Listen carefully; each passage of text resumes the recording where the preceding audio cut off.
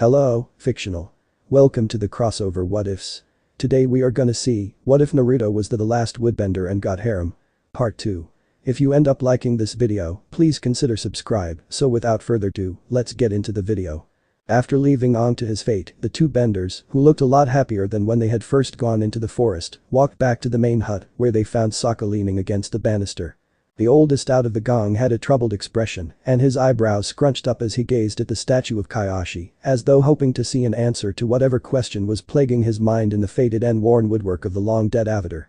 Naruto glanced at Katara before saying softly to her, "So Sokka didn't hear them, I got this, go check up on the supplies and make sure Sokka didn't eat all of it."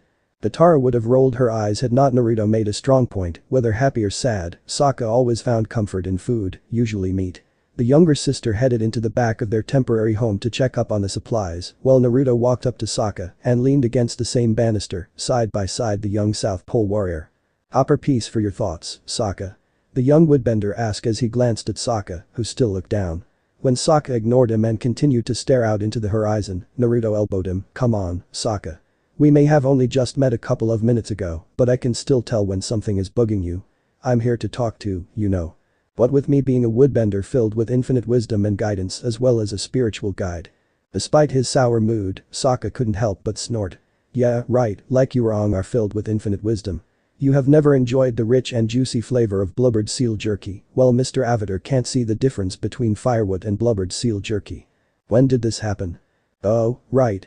You hadn't joined us yet," Sokka said as he rubbed the back of his neck sheepishly. "Just so you know, I have eaten blubbered seal jerky," Naruto noted, much to Sokka's surprise.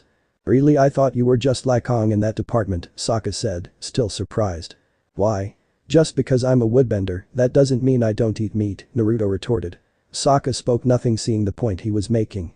"So, you going to tell me why you look like you had just cleaned up from being snot on by Appa?" "I went to go find those warrior ladies," Sokka said, where Naruto groaned. "Let me guess. You found them, probably insulted them, and then challenged the leader to a fight," Naruto said bluntly as he looked at Sokka, who had the decency to blush. Sokka scratched the back of his head, "Well, it may have gone a little like that," Sokka said weakly. "So what happened?" Sokka seemed to deflate at the words, and he mumbled something unintelligible under his breath that not even Naruto could understand. "Could you say that again?" "I got my butt kicked, alright," Sokka exclaimed as he threw his hands up in anger and embarrassment. "I didn't even have a chance, she used my own wrappings to bind my foot and hand."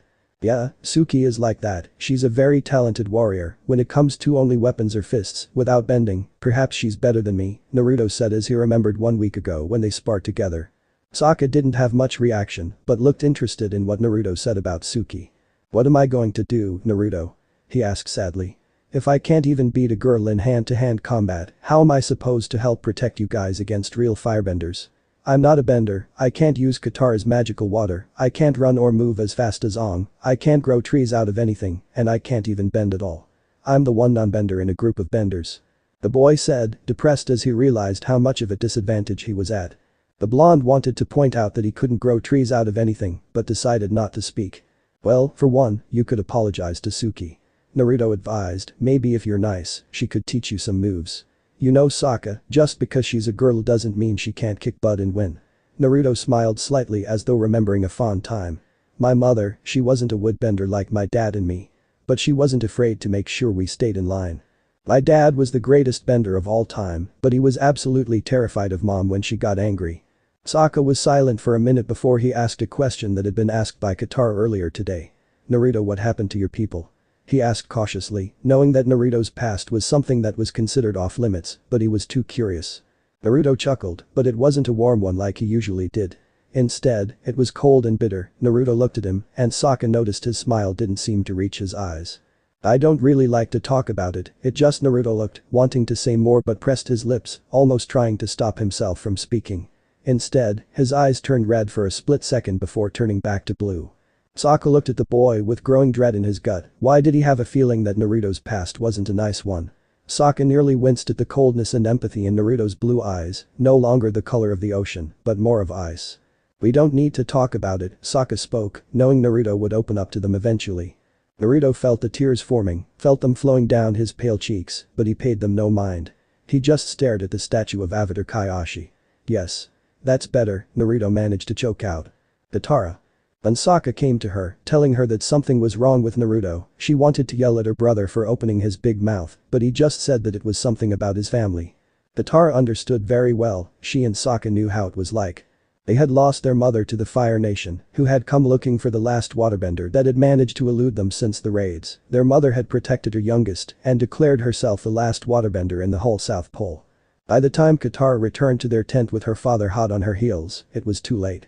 She was already gone, as was her killer. Just at that moment, Aang decided to show up and noticed immediately that the situation wasn't a good one. Did something happen? You guys don't look that good, Aang said in concern for his friends. Never had he seen them so upset, even Sokka looked a little misty-eyed. What are you doing here? Shouldn't you be with your fans? Katara asked harshly, she usually wouldn't have shouted at the innocent Avatar. Still, it was obvious that all her anger at Aang not being the simple monk and with Naruto's past being a bad one, she was a bit angry at the moment. Aang shrank back at the venom in Katara's voice. Okay, something definitely happened. Does this involve Naruto? Yes, I asked him about his parents, and he left. I don't know where he went, Sokka spoke with regret, inching the back of his head. Aang nodded before an idea came to mind. We can ask that girl Suki, I'm sure she knows where he went, Aang suggested. Katara nodded that it was a good idea, while Sokka looked suddenly nervous at the thought of going and asking Suki.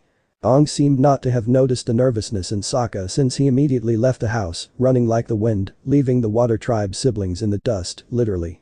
Reaching the house where he thought they were, his eyes checked around to see the warriors of Kyoshi training outside, throwing things with blades and some dummies. While Aang knew they weren't alive, he couldn't help but slightly flinch at the thought of throwing knives at the head or chest of someone.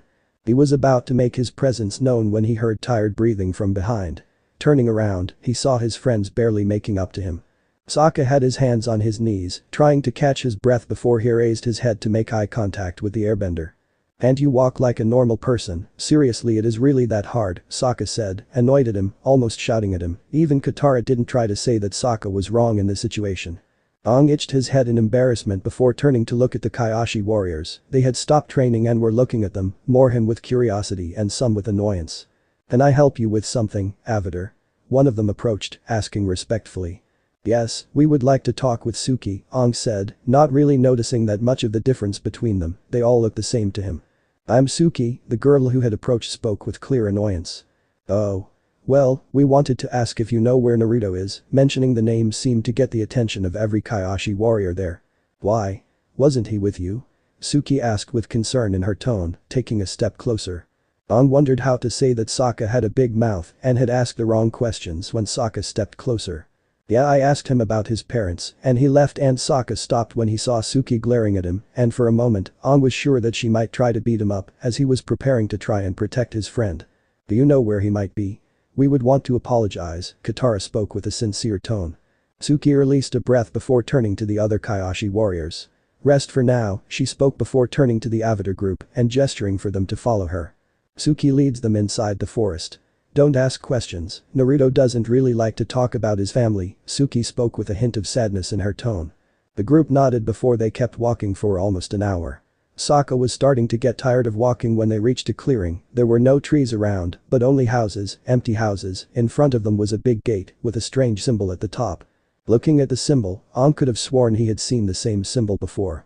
Aang looked at the houses. They were very simple houses. In one glance, they seemed as simple as a house could get, but all of them were made of wood. Walking inside, he saw a thick layer of dust had covered every house. Some of the houses were even destroyed from outside. Stuff was on the way, and doors were broken. Several houses were burned to a crisp, while some were half burned. Aang was about to ask what this place was when. This was Naruto's home. This is where his people lived for a long time when Avatar Kyoshi had parted the island of Kyoshi from the rest of Earth Kingdom. The tribe of Woodbenders were here as well. My mother used to say that the Woodbenders started to die 100 years ago. No one really knows what caused it. Naruto is the only one left, Suki spoke with sadness, holding herself back. Aang slightly lowered his head in shame. He wondered if anything would have changed if he hadn't run away from his fate. Aang couldn't help but blame himself. Katara and Sokka spoke nothing as Suki started leading further into the village, soon reaching the center. Aang's eyes widened, and so did Katara and Sokka's eyes. In front of them stood a mass graveyard, what looked like over 100 graves, with wooden crosses. Each one had a name carved into them. Aang's heart almost stopped seeing some had died on the same year they were born. In the center stood a statue of a Buddha, but it had what looked like hundreds of small hands behind. Naruto stood kneeling in front of it, whispering words to himself. Aang was about to greet him when Suki put her arm in front of them, silently telling them not to walk further and put the finger on her lips, not to speak. The Avatar group nodded in understanding and waited until Naruto was done. After a few minutes, Naruto stood up. "What are you guys doing here?" he asked, not turning to look at them. Sokka glanced at his friends before walking forward. "I wanted to apologize." "I'm sorry for asking that question," Sokka said with clear sadness in his voice, something Suki found as a good sign. For a minute, Naruto spoke nothing as he was still staring at the wooden statue in front of him, before turning to look at the group. His face looked brighter to them. "Is nothing, Sokka, don't worry about it," Naruto finally said with a smile that reached his eyes. Walking up to them, he hugged Suki, who hugged him back, and they left the village in the forest. Aang saw Naruto whisper something to Suki, but he couldn't hear what. After 1 week. The Avatar gang was still on Kyoshi Island, but Katara had stated strictly that they would leave tomorrow morning. They had already wasted enough time there, according to her. Aang smiled as he remembered what had happened 5 days ago. Aang couldn't help but be reminded of the time when he was, well, younger than now. 2 days ago, after they returned from the forest, Naruto had told Aang that he wanted to make a prank. Aang and Naruto had carried the 2 pies out of the kitchen and into the main hut they were staying in with utmost care, making sure that nothing would ruin the baked perfections they were holding in their hands. Nobody tried to get in their way, though a couple turned their heads in the direction, either at the Airbender and Woodbender themselves or the heavenly scent that wafted throughout the village due to the pies. Once they reached their temporary room, Aang motioned for Naruto to place his pie on the window sill next to his own. The pie Aang was holding was a pale yet somehow elegant violet color, the smell of baked moon peaches wafting into the room.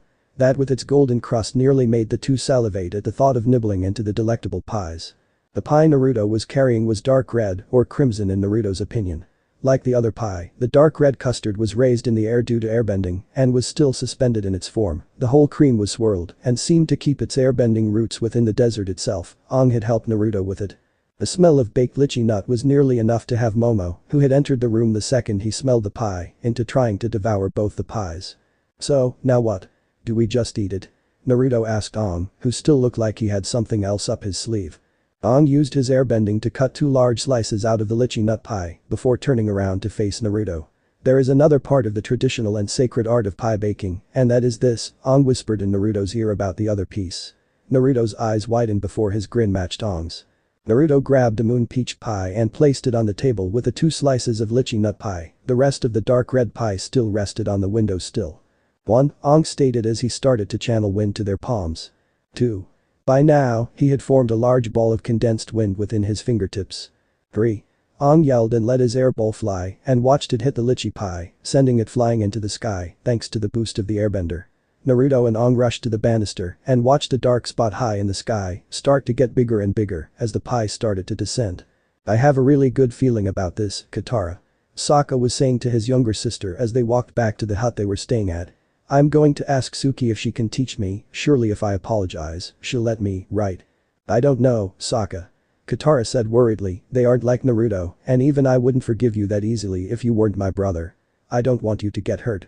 Maybe you could ask Aang to apologize for you since you're, well, you know, not good at apologizing," she added weakly when Sokka sent her a glare. "I don't need Aang. Besides, he and Naruto are doing some sort of I have no idea. I don't even understand why Naruto is even interested in Aang's culture, probably meditating or something weird and boring stuff like that," Sokka said with a wave of his hand. Then the 2 water tribe members heard something. Sokka suddenly realized that there was a shadow on his, even though he wasn't near any trees. Splat. The pie crashed into Sokka, covering the young warrior head to shoulder in the creamy red custard. Almost immediately, Momo appeared and tried to lick off the residue of the pie. "Ah. I'm bleeding," Sokka cried as he tried to scratch off what he assumed was blood before looking at Momo. "Ah, Momo is a vampire bat, but in the furry form," the boy cried out as he tried to shoo the animals off of him, unknowingly opening his mouth and his tongue hitting his flailing hand. Sokka paused as he tasted the red substance. "Hey, wait a minute," Sokka licked his hand, smacking his mouth as he tried to figure out the taste.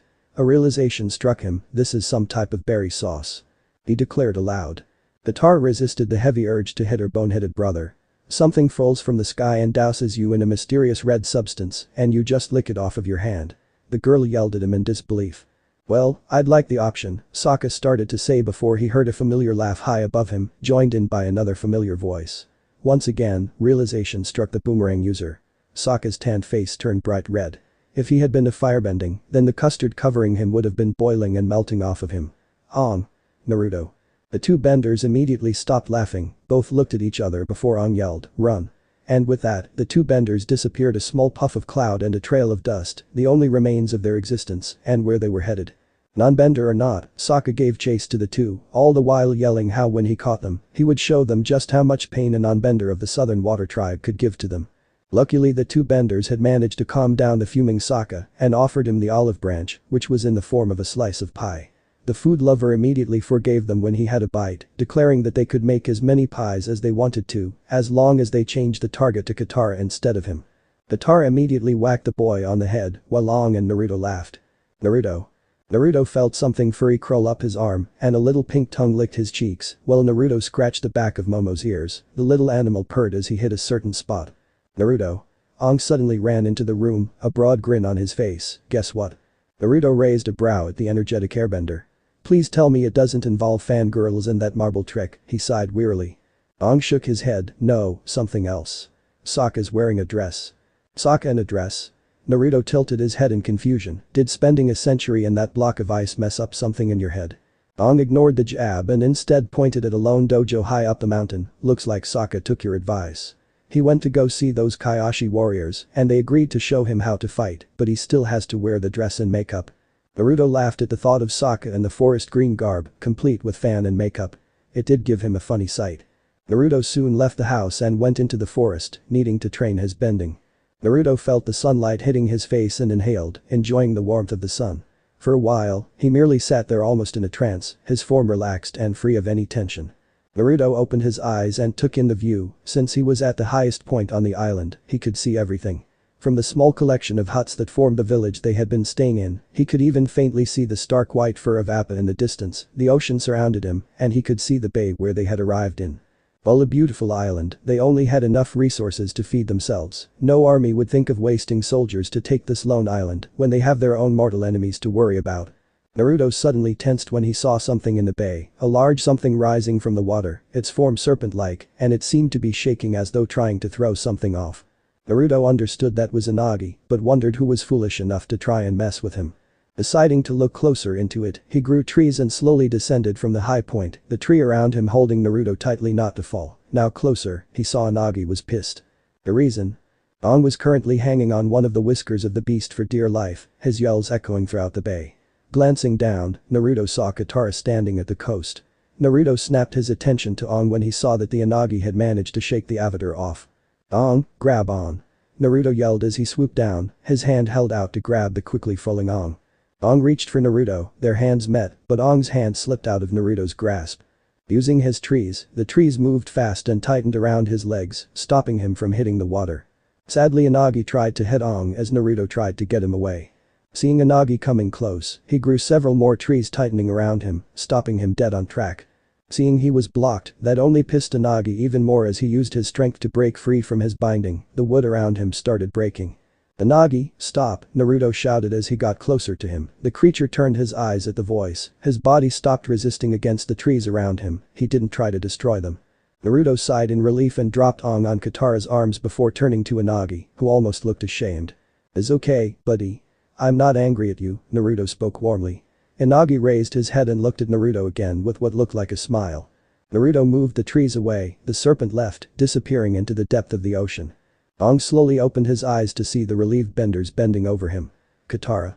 He asked, his voice hoarse from the saltwater. Don't ride the Unagi. Not fun. I need to put a bell on you, Naruto said as he shook his head, make sure you don't do something so stupid again. Ong slowly focused on him. Naruto. Ong managed a small smile, you saved my life. Naruto chuckled. Don't mention it, Mr. Avatar. If Unagi didn't already know me, we would be in deep trouble. Thank you, Ong said wearily, completely exhausted from the whole ordeal. Naruto glanced over the rocks and saw the Unagi going back into the murky deep. He immediately gasped as he saw the unmistakable form of a Fire Nation cruiser making its way to the beach. I don't want to alarm anyone, but there is currently a Fire Nation battleship making its way towards us. What? Katara gasped as she came to Naruto's side. Her eyes widened when she saw the familiar ship. Zuko. Boo. It's a long story, Naruto. We'll tell you about it later, Katara said worriedly as she realized why Zuko was here. For Ong. The two watched as the ship docked at the beach and 3 Komodo rhinos lumbered out, soldiers on their back. The 3 were silent as they heard them riding above them. Aang tried to move, but Naruto and Katara pushed him down. Not yet, Aang. Naruto hissed as he heard the rumbles of the mounts. There are too many of them, and you almost just became a snack for the Unagi. They're going to the village, Aang said with wide eyes. It's Katara and Sokka's village all over again. Aang tried to stand up, but Naruto pushed him down. Aang glared at the boy but was met with a glare of equal ferocity. You're hurt, Aang. I'll deal with this. The time has come for me to join the war. I don't want any more orphans and refugees to be created. I don't want any more. I can do this. And with that said and done, Naruto grew more trees as they helped him reach the village after the Fire Nation soldiers. Village? Come out, Avatar. You can't hide forever. Prince Zuko yelled from atop his Komodo rhino, 2 others flanking him with benders and non-benders on them. The normally boisterous village had turned into a ghost town as the villagers saw Fire Nation soldiers for the first time ride into their home. They watched from locked doors and windows, waiting for the Avatar or the Kyoshi warriors to save them. Find him, Zuko commanded his men, who ushered their beasts forward. Suddenly there were flashes of green and gold, and the men were thrown from their mounts. The Kyoshi warriors had arrived. Suki rushed towards Zuko, who used his fire bending to try and kill her, but with speed and agility that would have made Naruto and Aang proud, she managed to dodge it easily. She leapt into the air, her fans poised to knock the banished prince from the mount, but the Komodo's tail hit her and sent her crashing into the ground. Zuko shot another fire blast at the downed warrior, but she was saved by none other than Sokka, who was decked in the traditional Kyoshi warrior dress and makeup, though he was now short one fan, as he had used it to stop the fire blast. Before Zuko could do anything, he suddenly found himself on the ground. Another warrior had jumped off the roof and kicked him in the chest, sending him crashing into the ground. Suki, Sokka, and the other warrior surrounded the prince, who used his upper body strength to twist his feet in a full circle, sending the warrior crashing into the house, Suki into the post, and Sokka on the ground. By now, most of the village houses had caught on fire, black smoke billowing everywhere. Zuko glanced around to see that Aang had yet to appear. Nice try, Avatar. But these little girls can't stop me. In reply, a large tree hit him in the chest, sending him crashing against a house. Zuko got back up, a little sore for wear, but nothing he couldn't handle, his hands now covered in the deadly flame that was his element. He turned in the direction he knew the attack had come from. He expected to see the Avatar, but instead, he saw a boy with bright blonde hair, older than the Avatar, with a sword tightened around his back and whiskers on his face. If you think you can just raze a village to the ground without me stopping it, well, you got another thing coming to you. The boy exclaimed. His blue eyes seemed to be miniature storm clouds as he looked at the disgraced prince. With a cry of fury, the timber exploded as Zuko stood up, flames erupting from his mouth as his anger got the best of him. He glared at Naruto, his amber eyes burning as bright as the sun that gave him the ability to bend fire. The monks raised Aang, and he was taught that violence was always bad and never fought to kill or hurt, the boy said before looking at Zuko with a level glare, but I don't have these beliefs. You made that tree move, how did you do that? Zuko demanded, astonished. Naruto faked a yawn. Are you done yet? He asked with an air of boredom. Zuko growled before shooting fire at him, the size easily around the size of the rocks they use for catapults. Naruto jumped up into the air and spun his sword around in a circular motion before Zuko kicked upwards and a large wave of fire came towards him. Suddenly water from the barrels rose and hit the fire. Steam rose and covered the battle scene for a couple of seconds. When the steam had disappeared, the 2 benders saw that it had been Katara who had come to Naruto's rescue. Thanks for the save, Naruto said to Katara, who, while panting slightly at bending such a large amount of water, looked proud of herself. No problem, Naruto. She said. Well, if it isn't the Water Tribe peasant, Zuko sneered at the bender who glared at him with hatred in her bright blue eyes. He was the one who had attacked her village after all, and now he was doing it again. Zuko punched his right hand, and a large torrent of fire came from his knuckles. The large ball of fire headed straight towards Katara, before it was blocked by the timely wood coming from the ground. Katara, go make sure everyone is safe. I got this, Naruto told the girl who looked like she wanted to protest before she nodded her head and dashed off into the burning homes, making sure everyone had gotten to safety. I don't know why you want Aang, but he's my friend.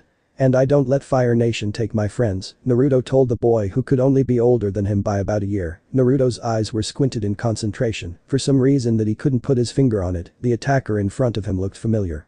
Zuko clenched his hands into tight fists, fire taking the shape of daggers. Naruto held his sword tightly.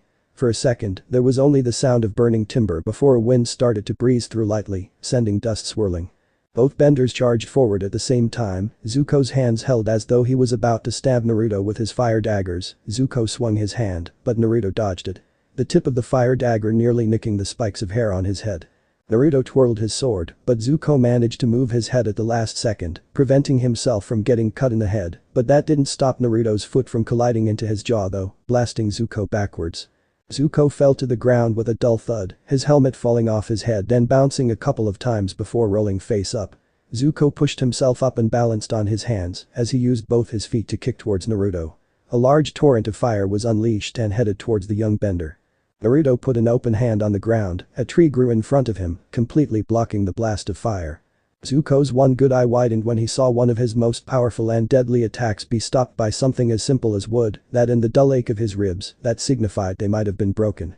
He stumbled to his feet, his arm pressed against his side. "You're different from the others," Zuko said through gritted teeth. "Your fighting style is different, more direct and forceful. I told you, I wasn't raised like Aang. I'm not that bothered if I have to kill you guys," Naruto said with a scowl. The two benders stopped their fighting. Instead, both just looked at one another, both gazes calculating as they tried to plan their following and final move. Naruto rushed towards the crown prince, his sword held high in the air. Zuko rushed forward as well, fire burning in his palms.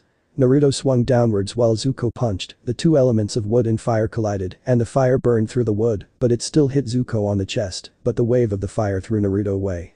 Both benders were thrown backwards, Naruto hit the ground and rolled over a couple of times before he slid to a half, Zuko on the other hand, collided into a ruined house. Both benders were gasping for breath, Naruto's hand slowly twitched towards the sword at his side. And then suddenly Appa appeared above them, Naruto. They could faintly hear Katara yell to the woodbender, "We have to go." Naruto threw his sword into the air and jumped and grabbed the sides, he flew up to Appa and landed in the saddle. Everyone was on the bison, Aang guiding the giant bison, while Katara and Sokka were huddled in the back, Momo sitting on his lap. Naruto and the others glanced down to see the still burning village below them. "It's all my fault," Aang stated, tears forming in the great pools of his eyes. His eyes focused on the burning statue of Avatar Kyoshi. "You did the right thing in leaving. Zuko would have killed everyone had we stayed. They're going to be okay, Aang," Katara assured the distraught Avatar. Aang looked ahead for a second before something flashed in his eyes, and the next thing the others knew was that Aang had leapt from Appa's head and was heading towards the bay that sheltered the Unagi at the speed of an arrow. "Please tell me he didn't just jump off Appa," Naruto yelled as they rushed to the edge of the saddle. They couldn't see Aang as he had disappeared underwater. The water where Aang had dived and rippled, and suddenly the Unagi itself emerged from within the ocean, its serpent-like body nearly as high as Appa.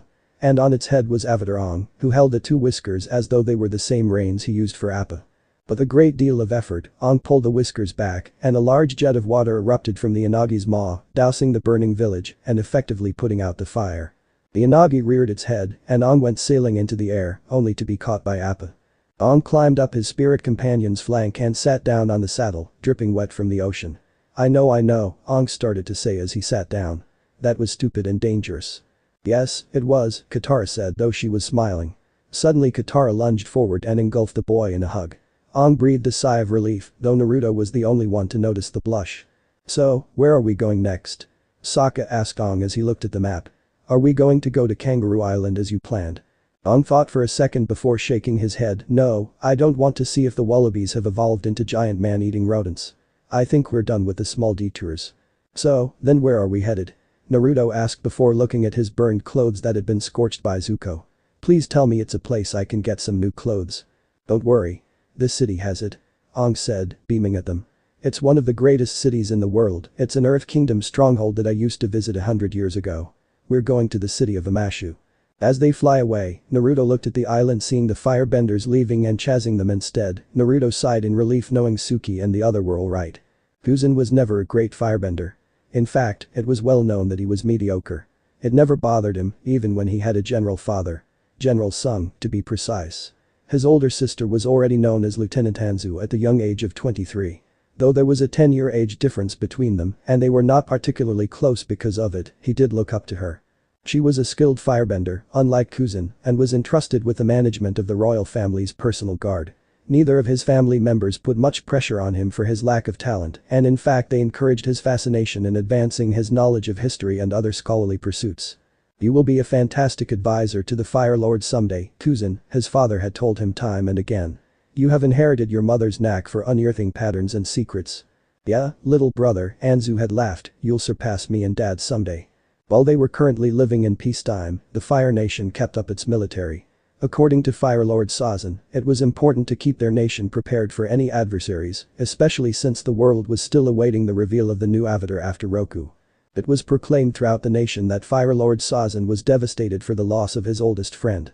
It was no secret that the two had grown up together, with Roku being from a branch of a prominent family.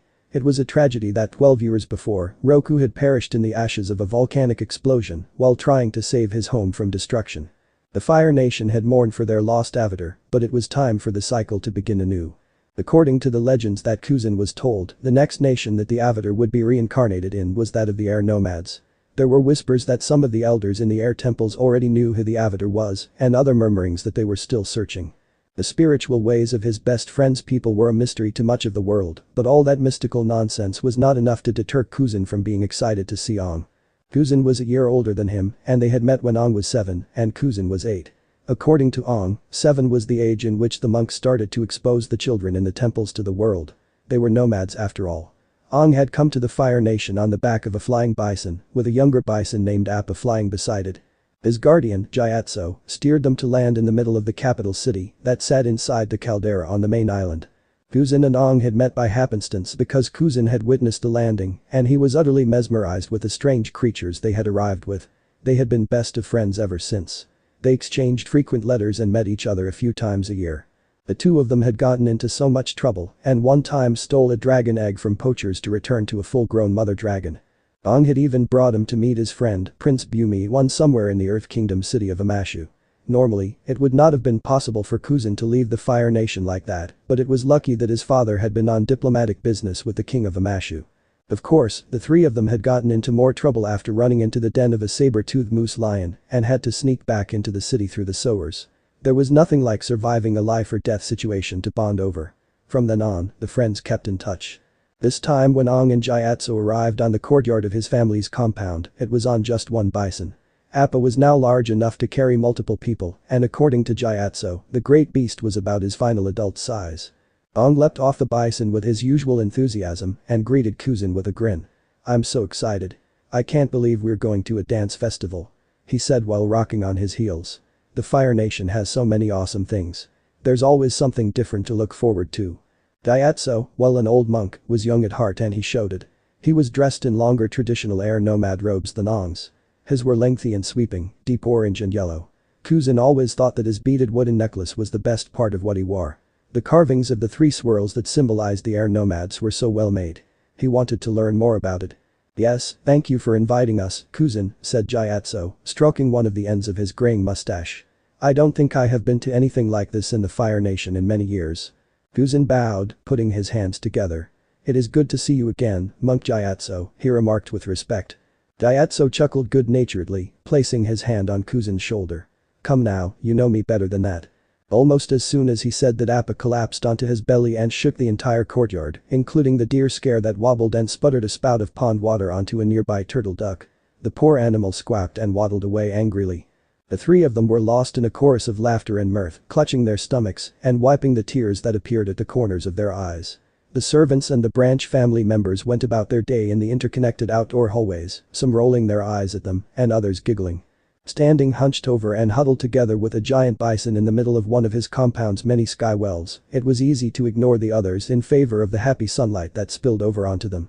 Even the sweltering heat of the islands could not deter the 3 of them from the amount of fun they had together from the moment they met. It was always like this when Kuzin saw Aang and Gyatso. When Bumi was involved in the times he could be, it was another adventure altogether. Their meetings were full of good memories that followed Kuzin from childhood into his blossoming adolescent years. Kuzin was more than content now that his friends were there. His father and sister had become busier the past year and he was eager to get out of the house and enjoy his time with people. He had seen Aang 2 months before, just when Aang had acquired a new set of airbending master tattoos. He now matched Gyatso with the blue arrows that lined his arms and legs and pointed down his forehead. In contrast to Kuzin, Aang was a prodigy at his element and was the youngest known master in centuries at only 12 years of age. They had celebrated by watching the fireworks on Ember Island. Though, there might have been a few surprise explosions involved. After that was the dragon egg incident that Kuzin really just wanted to forget. "Let's get Appa fed and eat something before we head out," suggested Kuzin with a smile. "Min-Lee says she made fruit tarts for us." Ong fell into step beside him, babbling about everything and nothing, while Gyatso followed from behind with an indulgent look on his face. He spoke about teaching the other kids at the Southern Air Temple about the move he created. The air scooter. Apparently, that was what had earned him his tattoos. He told him that he had mastered 35 of the 36 tiers of airbending, but his creation of the air scooter afforded him mastery. Gyatso chimed in, pride in every word as he described the moment he had deemed Ong worthy.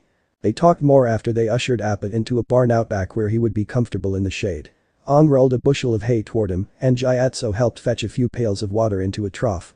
When they returned to the compound, a servant led them to a tirum, a kind of nook where his father took guests when they arrived during the daytime.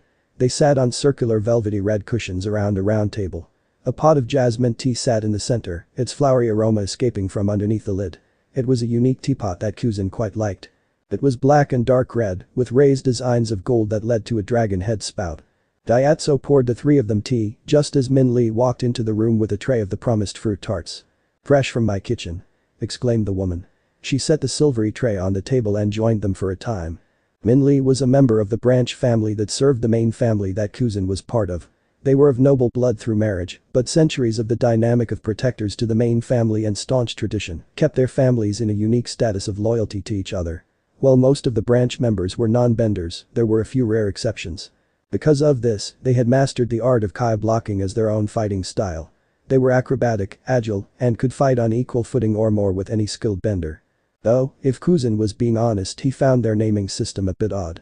All of them had names that ended in the same character. Sometimes, he confused Min-Lee's name with her older brother Jin-Lee. It was a good thing that they looked so different. Min-Lee was tall and slender, a form true to her nature of fighting. She wore her dark hair in a low braid and had piercing brown eyes. The armor she seemed to wear at all times was made of different shades of red and pink and extremely pliant. It kind of resembled Fire Nation military uniforms, but in a more streamlined manner and with less padding. "This is great. The lychee was a good touch," praised Ong from beside Kuzin. He scarfed down another tart and coughed after downing a scalding cup of tea. "Slow down, Ong, you might choke," said Gyatso with a shake of his head. "I thought you might have learned after that time I had to save you from eating too many purple berries." "I was 5. Ong contended with a pout. "Are you sure you're not still 5? Teased Kuzin. There was another bout of laughter. Min-Lee grinned and stood up, satisfied that her baking skills were appreciated. She ducked out of the double doors with a quiet nod. "Think we're gonna see any of the princes?" asked Ong, tilting his head over to a picture that hung on the wall of the eldest prince in question that was beside one of Firelord Sazin. The prince was in his late 60s now, quite old to be next in line to the throne, but Sazin was healthy and a good ruler. No one expected him to abdicate. He did not even have any direct heirs of his own. He kept marrying and remarrying, waiting for a son. No one dared to note that he was getting too old to be a father. Though, Kuzin kept hearing from the court that his newest consort had gotten pregnant and was 3 months along. "No way," Kuzin responded. "The royal family doesn't come to things like festivals." Ong frowned. "That's a shame," he said. Then, he squinted at the prince's painting again. "He's not wearing the headpiece of the crown prince." Kuzin lifted a brow. "What headpiece are you talking about? He's always worn his hair like that." Ong's shoulders slumped, his face contorting in confusion before shaking his head. "Never mind," he replied. "I must have heard a rumor about it that wasn't true somewhere." Kuzin did not miss the strange look that Gyatso gave Ong, but he dismissed it as soon as they started talking about what they were going to do at the festival. After they were finished eating, Kuzin led the two airbenders outside, away from the upper-class residential areas of the capital and into the edges of the caldera where the dancing festival had been occurring for the past day. In the Fire Nation, they were known for celebrations they hosted just to have an excuse to have a party. They were not overly loquacious people, but they liked to have a good time. Dancing and music were all part of the culture. Every season, there was at least one festival. It could have been an ancient spirit to celebrate, a past avatar to honor, or the birthday of a member of the royal family. Now, they celebrated the beginning of spring and the spirits of nature that brought in the change from winter to the season of new life. What better way to commemorate that than to dance for a few days straight? "And this is the Camelephant strut," Kuzin cried, excitement defining his every movement.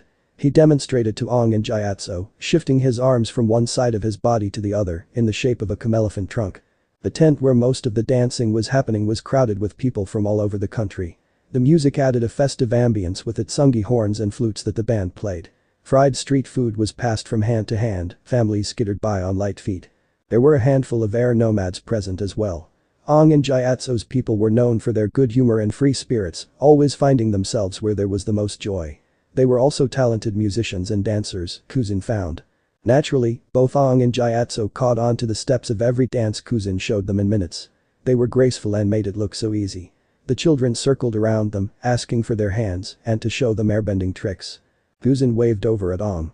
"I'm going to get us some melon juice," he informed his friend. "Wanna come with?" He pointed a thumb over his shoulder. "Sure," answered Aang. The pair shuffled over to a stand and Kuzin reached into his pocket for 3 bronze coins.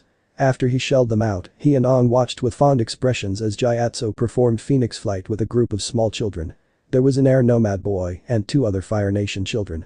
A youth dressed in Earth Kingdom attire waited shyly on the sidelines before Gyatso gestured at her to come over. "I'm really happy we're friends," said Aang. He glanced at Kuzin. Kuzin elbowed Aang with a smirk. "What? Are you getting sentimental on me?" he asked. Aang laughed. "No, just thinking about how if we never were friends, we never would have been able to do all these fun things together." He could not help but smile, warmth blooming from his core. Aang was right and Kuzin was grateful too. They were friends, the best of friends, and he would not have it any other way. When there were instances he needed someone to talk to, Aang was just a letter away. Even across the southern oceans, he was like the brother he did not know he needed, a person who he could talk to when there was no one else. "I'm glad too," Kuzin said. They gathered the cups of the cool melon drink, intent on stealing Gyatso back from the dance floor and the crowds of children. It was nice. They spent the next few days enjoying themselves in the light of spring, basking in the opening buds of fire lilies and the crisp air. The time came for them to separate and for Aang and Gyatso to return to the Southern Air Temple, and for some reason it was a little harder than normal for Kuzin to say goodbye. He thought of how lonely it had felt for a while, how his father and Anzu seemed to be doing other things with little time for him. He would miss Aang's bright presence. "I'll see you in 4 months. For the Comet Festival," shouted Kuzin, cupping his hands on either side of his mouth. "Don't forget." "Okay. See you later, Kuzin." Aang yelled back, waving both his arms in the air. Gyatso lifted a hand, eyes crinkling. He flicked his writs and Kuzin saw the 2 of them vanish into the clouds on Appa's back. The bison let out a rueful moan. Now. The gang had been flying for a long time now. Naruto looked back at the direction where Kyoshi was, long had disappeared from the horizon. Naruto knew his friends were alright, especially Suki. She wasn't the best warrior of Kyoshi for nothing. "You will go with them?" Suki asked, concerned looking at Naruto after they went inside his house. "Yes, it is time for me to help in this war, and Aang will need my help to master Avatar State, like my ancestors did for Avatar Roku, Avatar Kyoshi, and all the others," Naruto said with confidence, not bothering to hide it. Suki kept silent for a long time. She had thought that Naruto would die from the sickness, but it had been almost a month now. Sometimes she still wondered if he. "I won't try to stop you, but be careful out there," she spoke kindly before hugging him close, her head resting on his shoulder and not wanting to think of that right now. "Don't worry for me, Suki, once I return, we can play catch the fly once more," Naruto teased, making her laugh. It had been over 5 years, and yet he still mentioned it. Naruto and the others are walking up a hill. As they reach the stop, Aang points forward and excitedly says, "The Earth Kingdom city of Omashu." Katara and Sokka look at the city with their jaws dropped, while Naruto looks on indifferent. "I always used to come here to visit my friend Bumi," Aang continued. "Wow. We don't have cities like this in the South Pole," Katara says, amazed. "They have buildings here that don't melt," Sokka says, in love with the city already. Katara and Sokka look over to Naruto to see him with his hand on the ground. "Naruto. How are you not amazed by this?" Sokka asked loudly, being very confused as to why he and Katara were the only ones freaking out about this. PFFT, this city is beautiful, but I'm more interested to know why we are here," Naruto answered nonchalantly. The sudden realization hits both of their faces as they nod in understanding. "Well, let's go, slowpokes. The real fun is inside the city," Aang says before he starts to run down the hill. However, he is quickly stopped by the voice of Katara. "Wait, Aang. It could be dangerous if people find out you're the Avatar," Katara says. "You need a disguise," Sokka added quickly behind him. "So, what am I supposed to do, grow a mustache?" Aang asked sarcastically. "Wouldn't be a perfect disguise," Naruto thought to himself. "I have an idea. Follow me," Sokka says as he starts to walk towards Appa. "Oh, this is gonna be great," Naruto said sarcastically. Aang is wearing a fake mustache and fake hair made out of Appa's fur that is shed. "Oh, this is so itchy," Aang says, scratching his head. "How do you live in this stuff?" Aang asks his bison. Appa just turns to the monk and snorts in his face. "Great. Now you look just like my grandfather, Sokka japed, laughing loudly at the poor avatar. Technically, Aang is 112 years old, Naruto says before throwing Aang his staff. Aang spins it around a couple of times before using it as if it were a cane. Now, let's get to skipping, young whippersnappers. The big city awaits. Aang says, impersonating that of an older man. They then started walking down a very long path that had a very far drop down on either side. They walked in silence until about 100 feet away from the entrance. Aang broke it. You guys are going to love Omashu. They have the friendliest people in the world, Aang said before being proven wrong by yelling. Rotten cabbages, what kind of slum do you think this is? A guard yelled before Earth, bending a cart full of cabbages off the side of the cliff, falling thousands of feet into the abyss below. No. My cabbages. The merchant yelled, running over to the side of the cliff and looking down. Just keep smiling, Aang said before continuing to walk forward. Sokka and Naruto look at Katara as she just gives them a nervous laugh before following Aang. Are we seriously gonna follow them? Sokka asks, looking at Naruto. As much as I really don't want to die today, I don't think we have a choice, Naruto responded as the two followed Aang and Katara. Aang walked up to the guard as he earth-bent a boulder out of the ground and held it above his head. State your business. The guard yells. Aang rushes up to him and gets in his face, surprising him and causing him to drop the boulder. My business is my business, young man, and none of yours. I've got half a mind to bend you over my knee and paddle your backside. Aang yells in an old man voice, pointing his finger at the man's face. Sokka, Katara, and Naruto look on in shock at what Aang is doing. However, Naruto has respect for Aang's confidence. Settle down, old-timer. Just tell me who you are, the guard said, trying to calm down the old man. Name's Bonzu Papenpadlopsicopoulos III, Aang says as Naruto just facepalms mentally at the name. Aang then turns and points at the others before saying, and these are my grandkids. Katara then walks up to the guards waving. Hi June Papenpadlopsicopoulos. Nice to meet you, she says as Naruto thinks to himself, damn, she did not stutter. The guard looks at her skeptically before turning to Sokka and Naruto. And you two are? The guard asks with suspicion at the two, especially Naruto, whose hair was as bright as the sun. I'm Dave Papenpadlopsicopoulos, and this is my brother Baka, Naruto says, putting a hand on Sokka's shoulder. The guard looks at them closely while stroking his beard. You seem like a responsible young lady. See that your grandfather stays out of trouble before turning at Naruto. And you seem like a great young warrior. Make sure to protect your sister and grandfather. Enjoy Omashu, he says, stepping to the side for them to walk by. The four then walked forward before the guard stopped Sokka. Wait a minute. You're a capable young boy, aren't you? Show some respect for the elderly and carry your grandfather's bag, the guard says. Naruto had to try his hardest to stifle his laughter. Good idea. Aang agreed, throwing his bag at Sokka, hitting him in the face before dropping down into his open arms. The guards then earthbend the walls to the side, allowing the four to enter the city. As they walk into the city, Sokka and Katara look on with their jaws dropped, Aang has a look of pure excitement, and Naruto looks on with a small smile. This is the Omashu delivery system, miles and miles of tubes and chutes. Earthbending brings the Pakages up, and gravity brings them down, Aang explains. Naruto was extremely interested in this, however, not for a normal reason. Great, so they get their mail on time, Sokka says, disinterested. Well, I, for one, think that this would make an amazing slide, Naruto says aloud. Aang looks over at him with the biggest smile on his face. Naruto, it's like you read my mind. My friend Bumi found that better use for these chutes, Aang says, looking on at nothing smiling, as if he was having a flashback to a memory of his.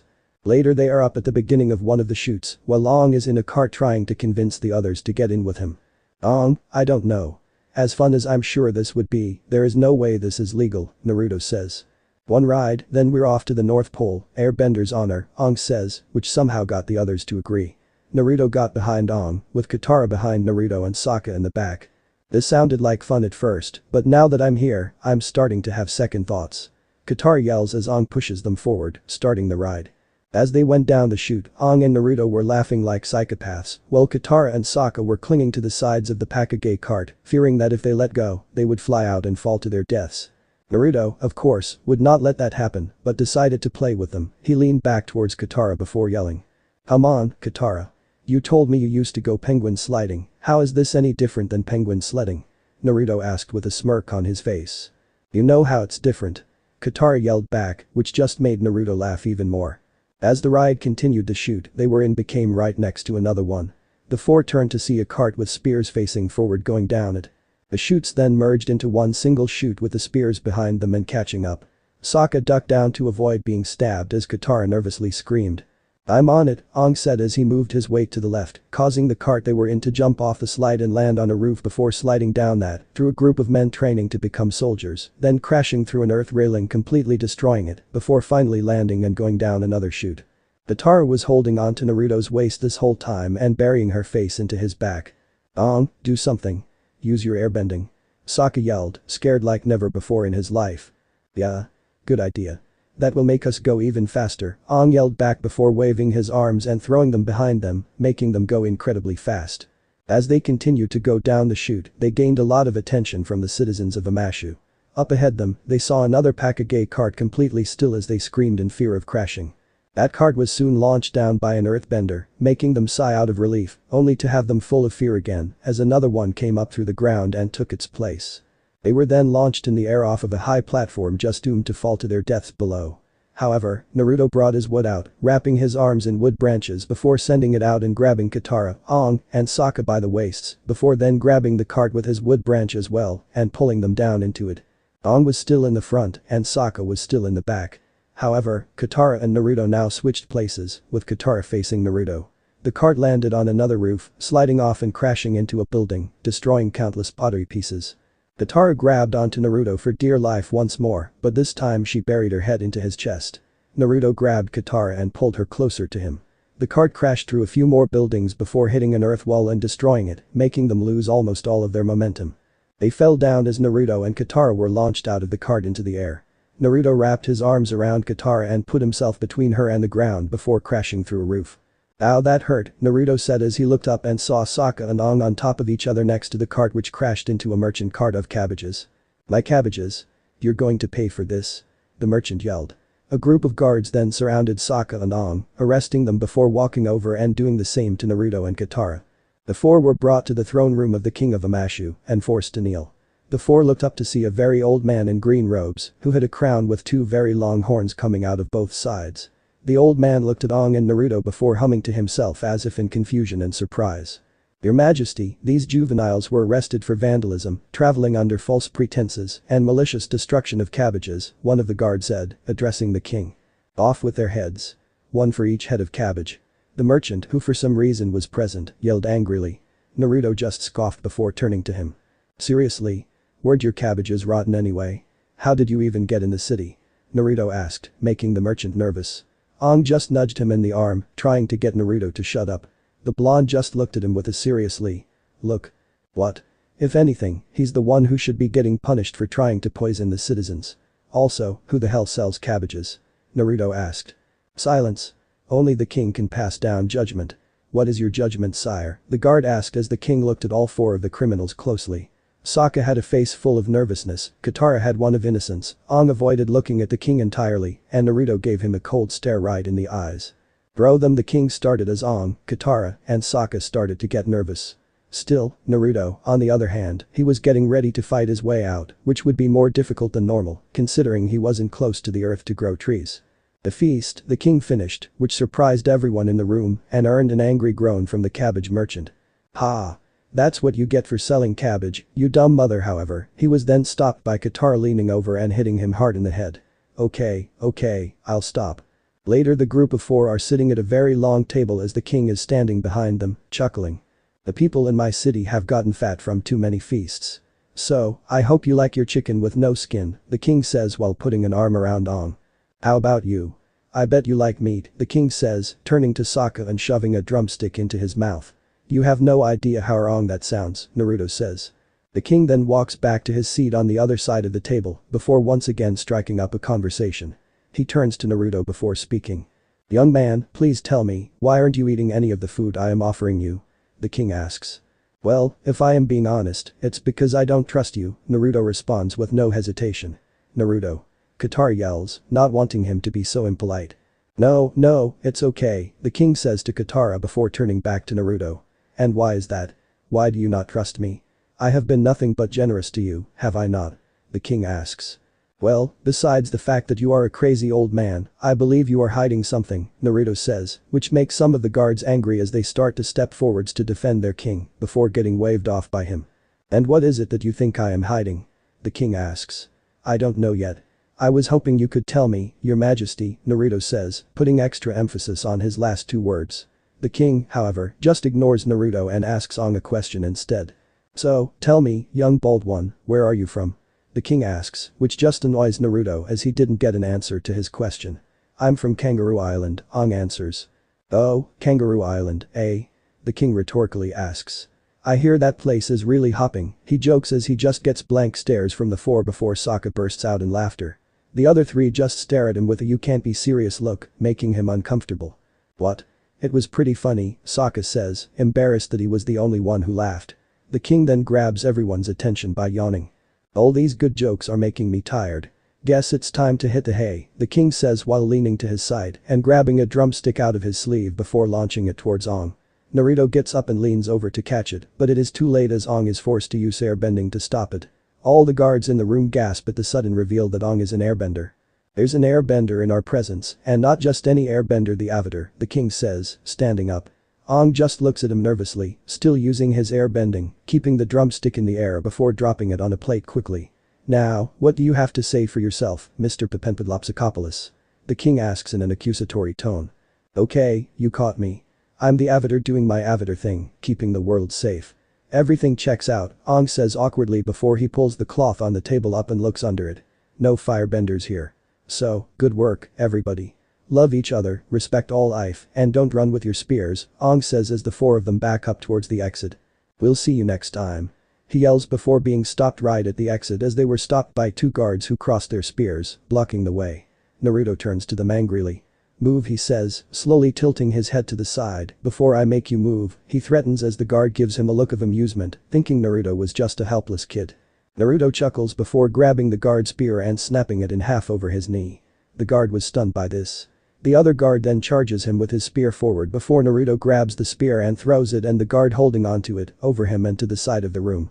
The first guard, who has now regained his composure, goes up to Naruto to engage him in hand-to-hand combat.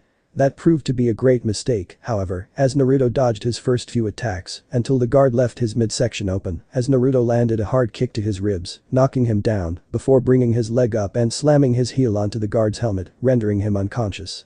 Katara, Aang, and Sokka watched in shock at what was happening as, for some reason, they weren't able to move to help their friend. The king watched in interest as the second guard got back up and ran at Naruto once more with his spear.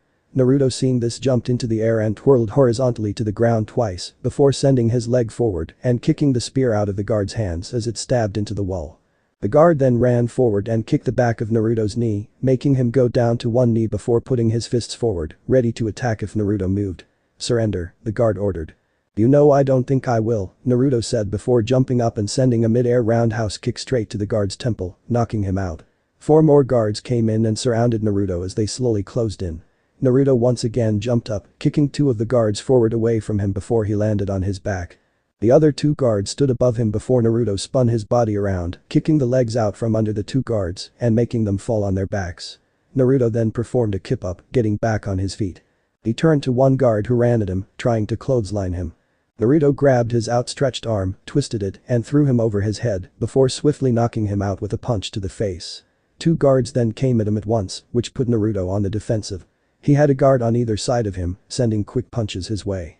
One pulled his arm back from a missed punch as the other began to send one. Naruto, seeing this as his chance, grabbed the second guard's arm and threw him over himself, causing him to crash into the other guard. He walked up to the two guards on the ground as they looked up at him in fear before Naruto sent two quick punches their way, knocking them both out. The last guard, who had finally got up, looked around him to see five of his fellow guards on the ground. He looked up at Naruto, who had a pure rage in his eyes, almost scaring the guard to death, his eyes as red as blood. The guard then fainted out of fear. Naruto turned to the king, who was still looking on in interest, but right now, he was incredibly impressed. 8 more guards ran into the room, circling Naruto. Look at what I just did to your fellow guards. What makes you think you will be any different? Naruto asked. You're outnumbered 8-1. Stand down. A guard ordered. I like those odds, Naruto says before he starts to take on 8 guards at once. This fight lasted 15 minutes as Naruto was mostly blocking and evading, while sending quick but brutal strikes every time he had the chance. 5 of the 8 guards were down, with 3 remaining. Surrender or else your friends will pay. One of the guards says as Naruto turns to see Aang, Katara and Sokka all trapped up to their necks from the earth coming out of the ground. This, however, only angers Naruto as he sees his friends being held hostage. He is about to go back to fighting the guards before he sees the scared looks on Sokka and Aang's faces. He then looks at Katara as he moves his head to the side angrily to look at the guards. He closes his eyes before reluctantly putting his hands up and dropping to his knees. The guards hesitantly walk forward and restrains Naruto before the king stands up. That was a most impressive young man. But how come you didn't use your greatest tool? Firebending is very powerful, yet you refrained from using it. The king said, which confused Naruto and the other three, but they didn't get the chance to correct it. Tomorrow, you and the Avatar will face 3 deadly challenges.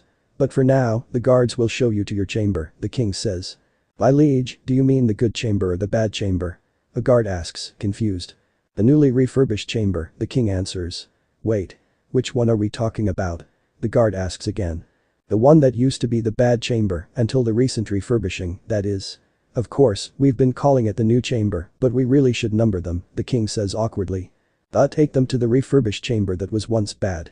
The king orders as 2 guards escort Katara, Sokka, and Aang first, before calling in about a dozen guards to escort Naruto alone just in case.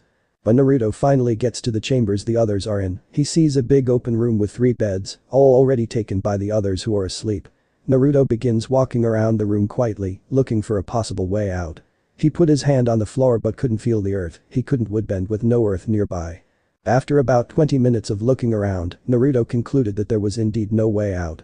Not really feeling tired, Naruto instead goes and sits on the ground between Sokka's and Katara's bed. He begins to meditate. As he meditates, he begins to feel a pull as he opens his eyes and sees a reflection of himself. But the reflection was different. Sure, it moved in unison every time Naruto moved, but instead of wearing Naruto's normal clothes, his reflection's clothes were different shades of red with gold lacing. Who are you? Naruto asks as his other self stops copying his movements. I am you, says the other Naruto. That's impossible. If you are truly me, then show me the brand I have on the back of your neck, Naruto ordered. The other Naruto listened as he turned around and brushed the hair that was covering it away. The real Naruto stepped forward and examined it, only to see it was a different marking. Instead of the symbol, which means family, it was a symbol Naruto was not familiar with. This symbol isn't the symbol of the family, Naruto says. No, it isn't. This symbol is the symbol of the dragon, the fake Naruto says before his brand starts to glow orange, causing the real Naruto to move closer to it before a dragon launches out of it and starts to fly around the chamber. Naruto watches it move around in the air before turning around to see another him. But the Naruto he is looking at doesn't seem to be able to see him or the first fake him. Naruto and his first copy of himself watch the third version of him jump up and firebend, and not just firebend, but firebend white flames. What am I watching? I can't firebend, so this can't be me, Naruto says to his copy. No. You can't firebend, can you? The copy asks. Well, at least not yet, he says before disappearing. Naruto looks behind him only to see the dragon from before coming right at him and opening his mouth to eat him. Naruto's vision goes black before he comes back to the real world. He launches forward, covered in sweat and breathing heavily. Naruto. Are you okay?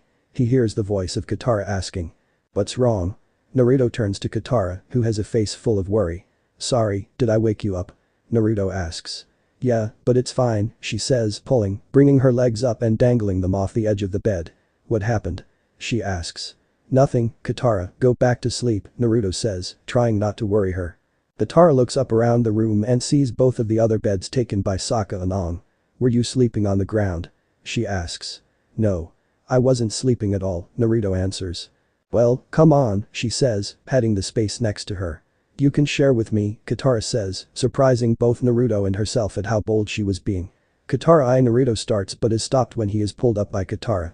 I'm not taking no for an answer, Katara says. Naruto just nods, knowing that when Katara is set on something that there is no convincing her otherwise. She lays down first, moving to the side before patting on the mattress, telling Naruto to lay down next to her. Naruto just nudges his shoulder before awkwardly laying down next to her. Katara smiled that Naruto was comfortable now, she lay down, closing her eyes to sleep. Is much better, isn't it? Katara asks. Yeah, much better, Naruto says, nervous and flustered. Anyway, good night Katara Naruto said, looking at the other side of the bed. Good night Naruto. After a couple more minutes, Naruto starts to doze off to sleep as well. Naruto wakes up to the sound of earth bending. He looks behind him and does not see Katara there anymore. He sits up and looks around to see Aang just waking up too and notices that neither Katara nor Sokka are there. Aang turns to see a guard. Where are my friends? Ong asks with a higher tone, his voice unusually not that of a friendly Mong anymore. The king will free them if you two complete the challenges, the guard answers. And if we fail? Naruto asks. The guard turns to look at Naruto and slightly flinches after hearing the voice of the 15-year-old boy who was able to take down 11 of Omashu's best guards with nothing but his own body. He didn't say, the guard answered after regaining a little bit of his courage. Your staff please. He asks with a hand out. Ong throws him his staff. And I am going to have to restrain your hands, he says. Naruto walks up to him slowly, which, to say the least, scares the guard. Naruto looks him dead in the eye, only sending more fear through him before turning around and putting his hands behind his back. The guard quickly forms cuffs made of the earth around Naruto's hands before escorting him and Ong to where the king currently is. Ong and Naruto are currently in front of the king in his throne room. First, Avatar, what do you think of my new outfit? I want your honest opinion, the king says. Ong just looks at him weirdly before answering. I guess it's fine, Ong says. Excellent. And what do you think of it? The king says. Honestly, I think it looks kind of dumb, Naruto says dismissively. Ong just coughs, telling Naruto to take back what he said. I mean turn around, Naruto says, which the king does. Nope, still ugly, Naruto says, bored. Naruto. Ong yells. What? I don't want him going out and embarrassing himself. Also, if you are Earth Kingdom, then why would you ever wear purple? Naruto asks. Well, you were honest. You've passed the first test, the king says. I did? Naruto asks, surprised. Well, not one of the deadly tests, the king says with a grin. Of course not, Naruto mumbled, slightly shaking his head. The real challenges are much more challenging, the king says. Ong dashed towards the king and got in his face. I don't have time for your crazy games. Give me my friends back. We're leaving. Ong yells. Oh, I thought your friend over there would be the one to refuse, not you, the king said as Naruto just glared at him. An opening was then made in the side of the room to reveal Katara and Sokka being held by 2 guards. Nevertheless, I will give your friend some special souvenirs. Those delightful rings are made of pure genomite, also known as the creeping crystal. It's a crystal that grows remarkably fast. By nightfall, your friends will be completely covered in it. A terrible fate, really. I can stop it, but only if you cooperate, the king finishes as Sokka screams as the crystal starts creeping up his hand. I'll do what you want, Ong says with panic evident in his voice. At the location of the first challenge, Naruto and Ong are on a platform made of earth in a cave. They are surrounded by stalagmites coming up from the ground. In the middle of the cave is a ladder reaching up to a key dangling on a chain that is hooked to the ceiling. Around the ladder and key is a circular waterfall completely covering it. The king can be heard laughing like a maniac on a balcony above as Katara and Sokka, who are behind him, are watching carefully. It seems I've lost my lunchbox key and I'm hungry. Ooh oh, there it is. Would you mind fetching it for me? The king asks. Naruto just turns to Ong. I've got this, Naruto says, stepping forward before being stopped by Ong. Wait. He doesn't know you're a woodbender. Maybe we should keep it that way, Ong says as Naruto hesitates, but eventually nods in agreement, letting Ong take the lead on this one. Ong then jumps off the platform going from stalagmite to stalagmite. He then jumps at the bottom of the ladder before attempting to climb up it. This soon proved too much for Ong as he was launched out of the waterfall and straight towards a spike which was going to impale him if Naruto didn't catch him first. Okay, it's my turn now.